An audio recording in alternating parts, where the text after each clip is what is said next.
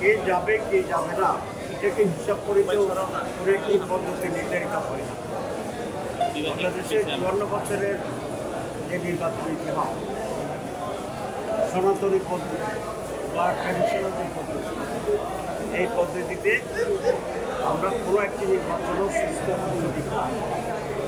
এটা বলা যায় যে ট্র্যাডিশনাল পদ্ধতিতে বাংলাদেশের ৫৪ বছরের নির্বাচন ব্যবস্থা ব্যর্থ।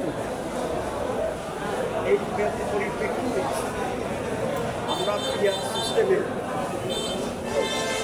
যে রিপ্রেজেন্টেটিভ সিস্টেম, প্রপোর্শনাল রিপ্রেজেন্টেটিভ সিস্টেমে নির্বাচন চলছে।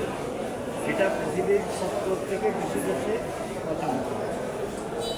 এটা কোনো নতুন পদ্ধতি নয়, এটা বাংলাদেশের জন্য নতুন, কিন্তু বিশ্বের বহু দেশে এটি অলরেডি পরীক্ষিত, প্রচলিত এবং অপেক্ষাকৃত ভালো পদ্ধতি হিসাবে ইতিমধ্যেই প্রমাণ।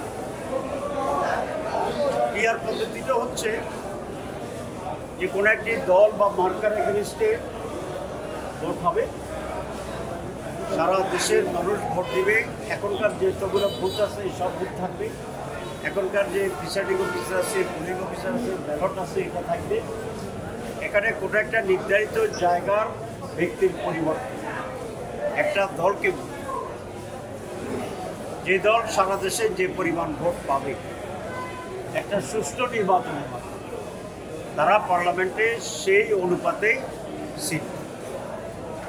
এটা বেটার এটা বেটার এই জন্যই যে এটা দ্বারা মানুষের মতামতের এবং ভোটের অধিকার প্রতিনিধিত্ব, যেমন ট্রেডিশনাল ওয়েতে কোনো একজন ব্যক্তি ৫১% আর কোনো একজন ৪৯%। যিনি ৫১ পান তিনি বিজয়ী ঘোষণা, যিনি ৪৯ পান তিনি পরাজিত ঘোষণা হন এবং তার ভোটের আর কোনো মূল্য নেই। পিআরে এই জন্য কোনো একটি নির্ধারিত জায়গায় কম বেশির মাধ্যমে কোনো সফলতা ব্যর্থতা নির্মিত হয়, এবং যারাই ভোট দিচ্ছে সকলের ভোটের হিসাব হবে এবং যে হারে সারা দেশে মিলে দিয়েছে সেই হারে পার্লামেন্টে আসবে। যদি এটা সহজ পদ্ধতি এবং মানুষের মতামতের সত্যিকার প্রতিনিধিত্ব এর মাধ্যমে।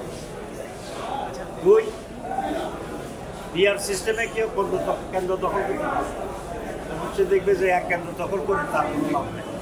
এমপিতে হবে, কেন্দ্রিত হবে, টাকা দিয়ে ভোট কেনাকানি হবে, মিথ্যা জালিয়াতি এগুলো চলবে।